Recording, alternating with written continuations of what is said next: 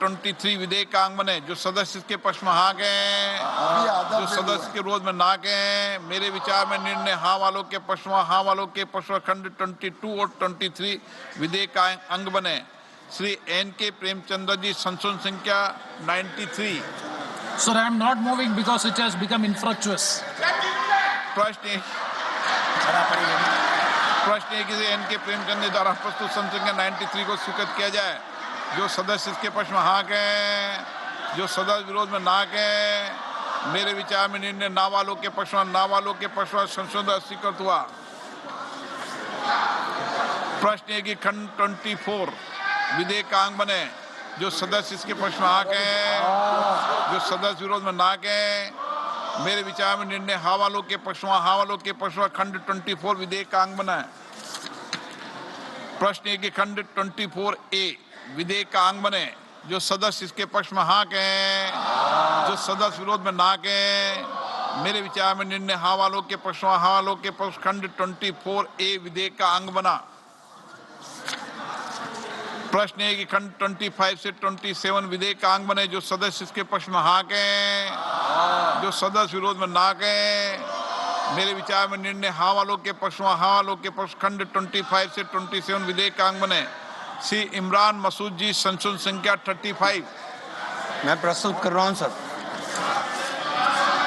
प्रश्न है कि श्री इमरान मसूद जी द्वारा प्रस्तुत संशोधन संख्या 35 को स्वीकृत किया जाए। जो सदस्य इसके पक्ष में हाँ गए, जो सदस्य विरोध में ना गए। मेरे विचार में निर्णय ना वालों के पक्ष में, ना वालों के पक्ष संशोधन अस्वीकृत हुआ। प्रश्न है कि खंड 28 विधेयक का अंग बने, जो सदस्य इसके पक्ष में हाँ गए, जो सदस्य विरोध में ना गए। मेरे विचार में निर्णय हाँ वालों के पक्ष में, हाँ वालों के पक्ष में खंड 28 विधेयक का अंग बना। श्री असाउद्दीन ओवैसी जी, संशोधन संख्या 69। I am moving sir. प्रश्न है कि श्री असाउद्दीन ओवैसी द्वारा प्रस्तुत संशोधन संख्या 69 को स्वीकृत किया जाए। जो सदस्य इसके पक्ष में हाँ गए, जो सदस्य के विरोध में ना के। मेरे विचार में निर्णय ना वालों के पक्ष में, ना वालों के पक्ष में संशोधन स्वीकृत हुआ। श्री N.K. प्रेमचंदन जी, संशोधन संख्या 94। Sir, this is very important. Removal of Mutawalli.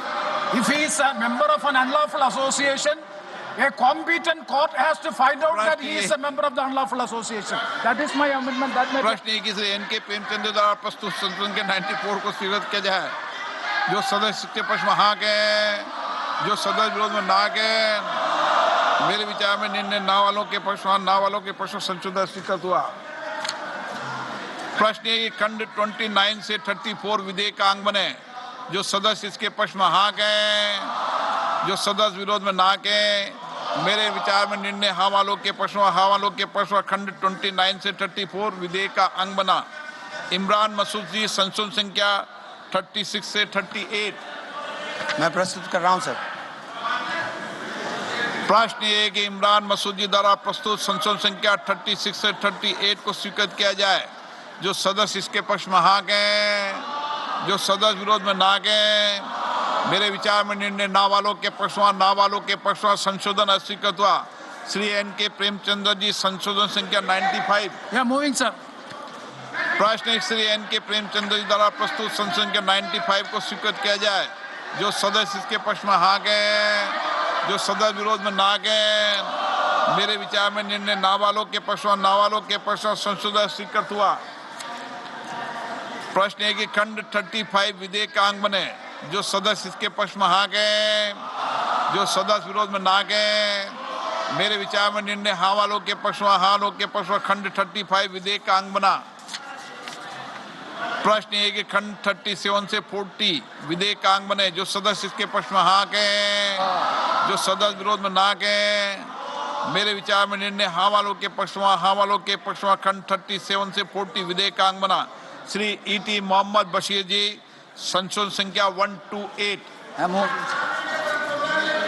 प्रश्न है कि श्री E.T. मोहम्मद बशीर जी द्वारा प्रस्तुत संशोधन संख्या 128 को स्वीकृत किया जाए। जो सदस्य इसके पक्ष में हाँ गए, जो सदस्य विरोध में ना गए। मेरे विचार में निर्णय ना वालों के पक्ष में, ना वालों के पक्ष में संशोधन अस्वीकृत हुआ। प्रश्न है कि खंड 40A 40A विधेयक का अंग बने। जो सदस्य इसके पक्ष में हाँ कहें, जो सदस्य विरोध में ना कहें। मेरे विचार में निर्णय हाँ वालों के पक्ष में, हाँ वालों के पक्ष में खंड 40A विधेयक का अंग बना। प्रश्न है कि खंड 41 विधेयक का अंग बने। जो सदस्य इसके पक्ष में हाँ कहें, जो सदस्य विरोध में ना कहें। मेरे विचार में निर्णय हाँ वालों के पक्ष में, हाँ वालों के पक्ष में खंड 41 विधेयक का अंग बना। श्री N.K. प्रेमचंद्र जी, संशोधन संख्या 129। Sir, rule making provision. The central government may, in consultation with the प्रश्न state है कि government, Shri suits have to N.K. be. Premchandra ji द्वारा संशोधन संख्या 129 को स्वीकृत किया जाए। जो सदस्य इसके पक्ष में हाँ कहें, जो सदस्य विरोध में ना कहें। मेरे विचार में निर्णय ना वालों के पक्ष में, ना वालों के पक्ष में संशोधन स्वीकृत हुआ। प्रश्न है खंड 42 से 44 विधेयक का अंग बने। जो सदस्य इसके पक्ष में हाँ कहें, जो सदस्य विरोध में ना कहें। मेरे विचार में निर्णय हाँ वालों के पक्ष में, हाँ वालों के पक्ष में खंड 42 से 44 विधेयक का अंग बना। प्रश्न ये कि खंड 1 अधिनियम सूत्र विधेयक का पूरा नाम विधेयक का अंग बने। जो सदस्य इसके पक्ष में हाँ कहें, जो सदस्य विरोध में ना कहें। मेरे विचार में निर्णय हाँ वालों के पक्ष में, हाँ वालों के पक्ष में खंड 1 अधिनियम सूत्र विधेयक का पूरा नाम विधेयक का अंग बने। मंत्री जी अब प्रस्ताव करें कि विधेयक को यथा संशोधित पारित किया जाए। माननीय मंत्री जी। I move that the bill be passed as amended. प्रश्न है कि विधेयक को यथा संशोधित पारित किया जाए। जो सदस्य इसके पक्ष में हाँ गए, जो सदस्य विरोध में ना गए।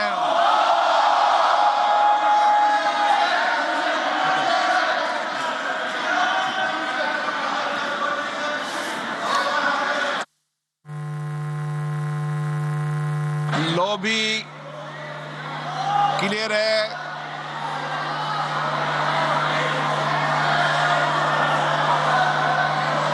आराम से समझा लो आराम से।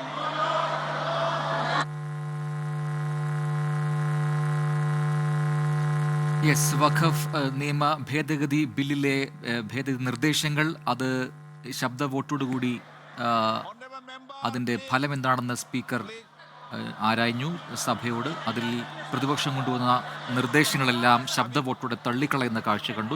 ചില നിർദ്ദേശങ്ങളിൽ ഡിവിഷനിലേക്ക് പോയ സമയത്ത് അത് വോട്ടിങ്ങിലൂടെ അത് തള്ളുന്നത് നമ്മൾ കണ്ടു. ഇനിയിപ്പോൾ ഭേദഗതി അത് പാസ്സാക്കുമെന്ന ചോദ്യമാണ്. അതിനായുള്ള വോട്ടിങ്ങിലേക്കാണ്, അന്തിമ വോട്ടിങ്ങിലേക്കാണ് കടക്കുന്നതെന്നാണ് ഞാൻ മനസ്സിലാക്കുന്നത്.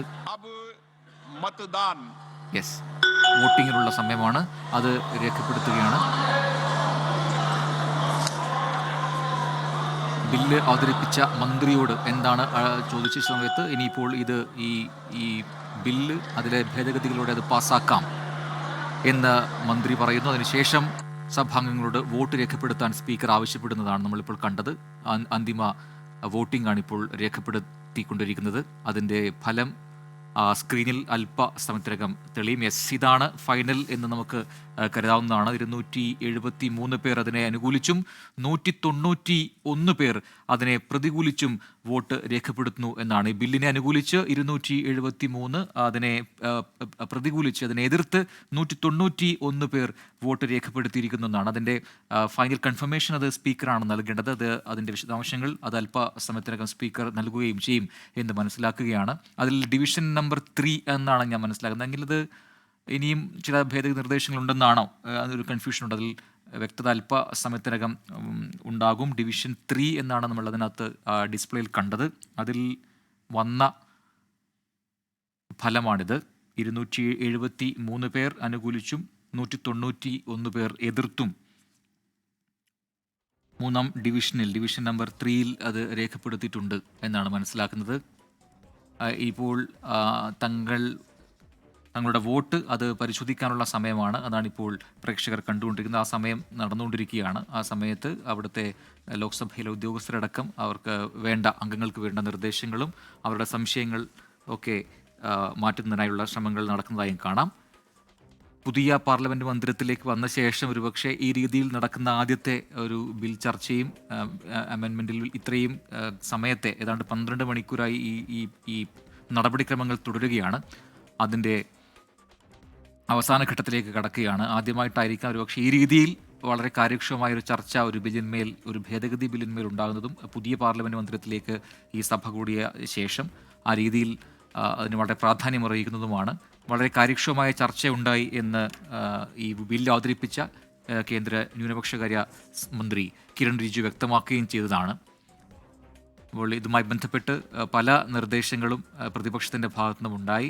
അതെല്ലാം ശബ്ദ വോട്ടോടുകൂടി തന്നെ ഭരണപക്ഷം തള്ളുന്ന കാഴ്ച നമ്മൾ കണ്ടു. ഭരണപക്ഷ അംഗങ്ങൾ അതിനെ എതിർക്കുന്ന കാഴ്ച കണ്ടു. പല നിർദ്ദേശങ്ങളത് പിൻവലിക്കണമെന്നോ അല്ലെങ്കിൽ ആ ഭേദഗതി നിർദ്ദേശം മാറ്റണമെന്നോ അല്ലെങ്കിൽ ഭേദഗതി മാറ്റണമെന്നോ ഒക്കെയുള്ള നിർദ്ദേശങ്ങൾ പ്രതിപക്ഷത്തിൻ്റെ ഭാഗത്തു നിന്നുമുണ്ടായി. പക്ഷേ അതൊന്നും വിജയിപ്പിച്ചെടുക്കാൻ ഈ പ്രതിപക്ഷത്തിന് കഴിയുന്നില്ല എന്ന വളരെ സുപ്രധാനമായ കാര്യമാണ്. ചില സമയങ്ങളിൽ ചില നിർദ്ദേശങ്ങൾ മുന്നോട്ട് വെച്ച NK പ്രവീന്ദ്രൻ, കേരളത്തിൽ നിന്നുള്ള RSP MP ആണ് NK പ്രവീന്ദ്രൻ. അദ്ദേഹം പറഞ്ഞത് ഇൻഫ്രക്ചസ് ആണ്, അതായത് പ്രയോജനമൊന്നുമില്ല ഞാൻ ഈ നിർദ്ദേശം മുന്നോട്ട് വെച്ചിട്ട് എന്ന നിരാശയോടുകൂടി പറയുന്ന NK പ്രവീന്ദ്രൻ നമ്മൾ കണ്ടു. അങ്ങനെ തങ്ങൾക്ക് ഈ ബില്ലിന്മേലുള്ള എതിർപ്പ് അത് പ്രതിപക്ഷാംഗങ്ങൾ പല രീതികളിൽ തങ്ങൾക്ക് കിട്ടുന്ന എല്ലാ അവസരങ്ങളിലും അത് പറയുന്നുണ്ട്, അത് അവതരിപ്പിക്കുന്നുണ്ട്. ആ കാഴ്ച കൂടി നമ്മൾ കാണുന്നു.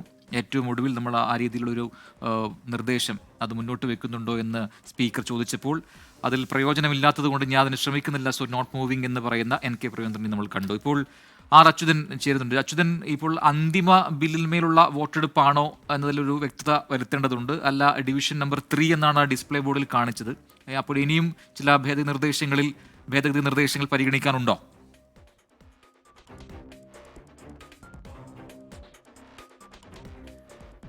പ്രജിൻ, നമുക്ക് മനസ്സിലാക്കാൻ കഴിയുന്നത് ബില്ല് അത് പാസ്സാക്കാനായി മുന്നോട്ട് വച്ചു എന്നാണ് മനസ്സിലാക്കുന്നത്. എന്തായാലും അത് ശബ്ദ വോട്ടോടുകൂടി ആദ്യം അത് പാസ്സാക്കുന്നതുമായി ബന്ധപ്പെട്ട നടപടി നടത്തിയെങ്കിലും വീണ്ടും അതിൽ ഒരു വോട്ടിംഗ് തന്നെ വേണമെന്ന് തന്നെയായിരുന്നു പ്രതിപക്ഷം മുന്നോട്ട് വെച്ച ഒരു ആവശ്യം. ആ ആവശ്യം അംഗീകരിച്ചുകൊണ്ട് ഇപ്പോൾ വോട്ടിംഗ് പ്രക്രിയ നടക്കുന്നതായാണ് നമുക്ക് മനസ്സിലാക്കാൻ സാധിക്കുന്നത്. ഇതുവരെ ഈ പ്രതിപക്ഷ MP-മാരടക്കം മുന്നോട്ട് വച്ച ഈ ബില്ലിന്മേലുള്ള ഭേദഗതി നിർദ്ദേശങ്ങൾ അതായിരുന്നു വോട്ടെടുപ്പിനായി ശബ്ദ വോട്ടിനായി പരിഗണിച്ചത്. അത് പല ഭേദഗതികൾ ശബ്ദ വോട്ടോടെ തള്ളുകയും ചില ഭേദഗതികളിൽ പ്രതിപക്ഷം ആവശ്യപ്പെട്ടതിനെ തുടർന്ന് വോട്ടെടുപ്പ് നടത്തുകയും വോട്ടെടുപ്പ് നടത്ത് അതിൻ്റെ ഭൂരിപക്ഷം അനുസരിച്ച് ആ ബില്ല് തള്ളുന്ന സാഹചര്യവുമാണ് ഉണ്ടായത്. ഇതിൽ NK പ്രേമചന്ദ്രൻ MP മുന്നോട്ട് വെച്ച അമുസ്ലിങ്ങളെ വഖഫ് കൗൺസിലിൽ ഉൾപ്പെടുത്തുന്നതിനെതിരായ ആ ഭേദഗതി നിർദ്ദേശം അതിൽ വോട്ടിംഗ് വേണമെന്നൊരാവശ്യം മുന്നോട്ട് വച്ചിരുന്നു.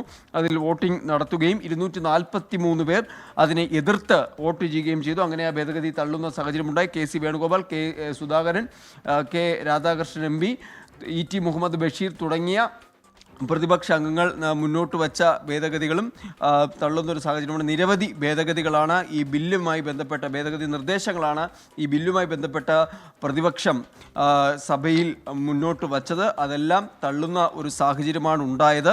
എന്തായാലും നിലവിൽ ഇപ്പോൾ മനസ്സിലാക്കാൻ കഴിയുന്നത് ബില്ല് പാസ്സാക്കാനായി അത് മുന്നോട്ട് വച്ചിരിക്കുന്നു. അതിലിപ്പോൾ ഒരു വോട്ടിംഗ് നടക്കുന്നു എന്നാണ് മനസ്സിലാക്കാൻ സാധിക്കുന്നത്. എന്തായാലും ഏറെ നേരത്തെ ചർച്ചയ്ക്ക് 8 മണിക്കൂറാണ് ചർച്ച ഈ ഒരു ബില്ലിന്മേൽ അനുവദിച്ചിരുന്നതെങ്കിൽ ആ 8 മണിക്കൂർ കൂടുതൽ 10 മണിക്കൂറോളമായിരുന്നു ഈ ബില്ലിന്മേൽ ചർച്ച ലോക്സഭയിൽ പുരോഗമിച്ചത്. 1:30 ആരംഭിച്ചതായിരുന്നു ചർച്ചയുടെ തുടക്കം. അത് ഗൗരവ് ഗൊഗോയായിരുന്നു പ്രതിപക്ഷത്ത് നിന്ന് ആ ചർച്ചയ്ക്ക് തുടക്കം കുറിച്ചത്. ആ ചർച്ച നീണ്ടുപോകുന്ന ഒരു സാഹചര്യമാണ് ഉണ്ടായത്. അത് തുടക്കത്തിൽ തന്നെ മറുപടി പ്രസംഗത്തിൻ്റെ തുടക്കത്തിൽ തന്നെ ന്യൂനപക്ഷകാര്യമന്ത്രി കിരൺ റിജിജു വ്യക്തമാക്കിയത് ദീർഘനേരം നീണ്ടുനിന്ന ചർച്ചയാണ്. ഒരു ഫലവത്തായ അല്ലെങ്കിൽ കൃത്യമായ നിർദ്ദേശങ്ങൾ മുന്നോട്ട് വന്ന ഒരു ചർച്ചയാണ്. അതുകൊണ്ട് തന്നെ ഭരണ പ്രതിപക്ഷ അംഗങ്ങൾക്ക് നന്ദി അറിയിക്കുന്നു എന്ന് പറഞ്ഞു തന്നെയായിരുന്നു തുടക്കം. അങ്ങനെ നീണ്ടു നിന്നൊരു ചർച്ചയ്ക്കൊടുവിലാണ് ഈ ബില്ലുമായി ബന്ധപ്പെട്ട് തുടക്കത്തിൽ ആ ബില്ലുമായി ബന്ധപ്പെട്ട് മുന്നോട്ട് വരുന്ന ഭേദഗതി നിർദ്ദേശങ്ങൾ അതിൽ ഒരു വോട്ടിംഗ് നടക്കുന്നത്. അതിനുശേഷമായിരിക്കും ഈ ബില്ല് പാസ്സാക്കാനായി മുന്നോട്ട് വയ്ക്കുന്നത്. എന്തായാലും നമുക്ക് മനസ്സിലാക്കാൻ സാധിക്കുന്നത് ആ ബില്ല് ഇപ്പോൾ പാസ്സാക്കാനായി മുന്നോട്ട് വച്ചിരിക്കുന്നു. അതിൽ ശബ്ദ വോട്ടല്ല, മറിച്ച് ഇപ്പോൾ ഒരു വോട്ടിംഗ് ആവശ്യപ്പെട്ടിരിക്കുന്നു എന്നതാണ് നമുക്ക് മനസ്സിലാക്കാൻ സാധിക്കുന്നത്. ആ വോട്ടിംഗ് പ്രക്രിയ ഇപ്പോൾ പുരോഗമിക്കുകയാണ്. എന്തായാലും ഭരണപക്ഷത്തെ സംബന്ധിച്ച് ഇവിടെ ആശങ്കപ്പെടേണ്ട സാഹചര്യമില്ല.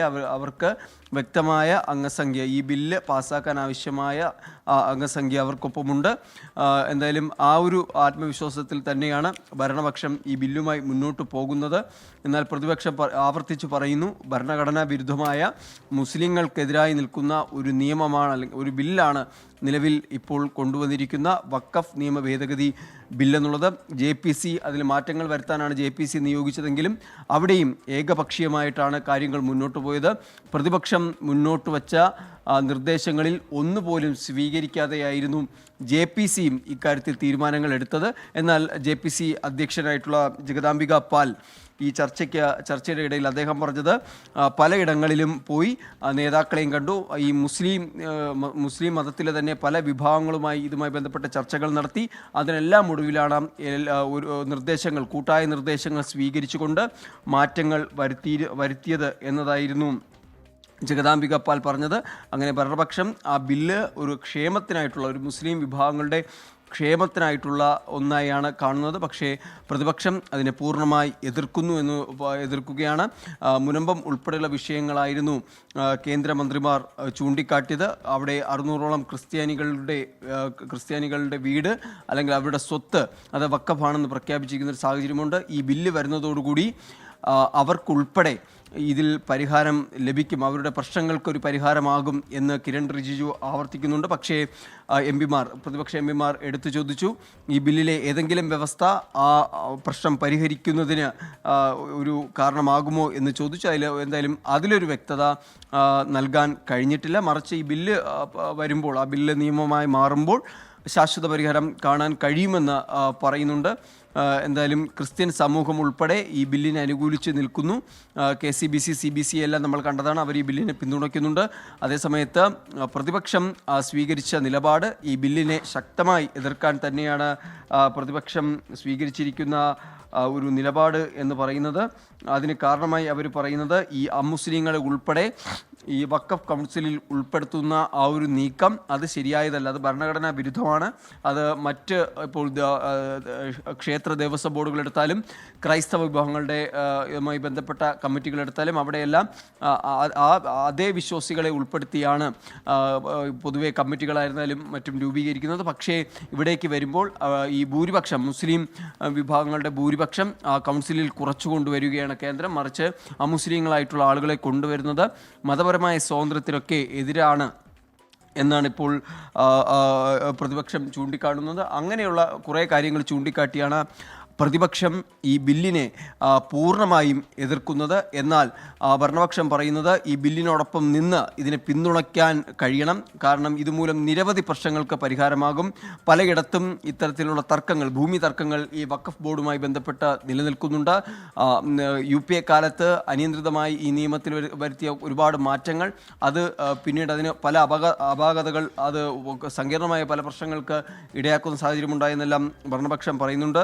എന്തായാലും ആ ഒരു സാഹചര്യത്തിൽ ഈ ബില്ലിനെ അനുകൂലിക്കണമെന്ന് തുടക്കത്തിൽ തന്നെ ഭരണപക്ഷം പ്രതിപക്ഷത്തോട് അഭ്യർത്ഥിക്കുന്ന ഒരു സാഹചര്യമുണ്ടായി. CA ഉൾപ്പെടെയുള്ള കാര്യങ്ങളിൽ പ്രതിപക്ഷം സ്വീകരിച്ച നിലപാട് അത് വിമർശനാത്മകമായി തന്നെ ഭരണപക്ഷം ചൂണ്ടിക്കാണിച്ചു. അന്ന് ഇതുപോലെ മുസ്ലിങ്ങളെ രാജ്യത്ത് നിന്ന് അല്ലെങ്കിൽ അവരെ ഓടിക്കുന്നു എന്ന തരത്തിൽ വ്യാജ പ്രചരണം നടത്തി. ഏതെങ്കിലും മുസ്ലിങ്ങൾക്ക് അവരുടെ പൗരത്വം നഷ്ടമായോ എന്നായിരുന്നു ആഭ്യന്തരമന്ത്രി അമിത്ഷാ ഇതിൽ പ്രതികരിച്ചത്. ഇതിൽ മറുപടി നൽകിയത്, ന്യൂനപക്ഷങ്ങളെ സംരക്ഷിക്കുന്ന ഒരു നാടാണ് ഇന്ത്യ എന്നായിരുന്നു കിരൺ റിജിജു പറഞ്ഞത്. ഈ അയൽ രാജ്യങ്ങളിലൊക്കെ ന്യൂനപക്ഷ വേട്ടയാടുകൾ, ബംഗ്ലാദേശ്, പാകിസ്ഥാൻ, അഫ്ഗാനിസ്ഥാൻ ഉൾപ്പെടെയുള്ള ഇടങ്ങളിൽ ന്യൂനപക്ഷ വേട്ടയാടുകൾ ഉണ്ടാവുമ്പോൾ ആ ന്യൂനപക്ഷം അഭയം തേടിയ രാജ്യമാണ് ഇന്ത്യ എന്ന് അദ്ദേഹം ഓർമ്മിപ്പിക്കുന്ന ഒരു സാഹചര്യമുണ്ടായി.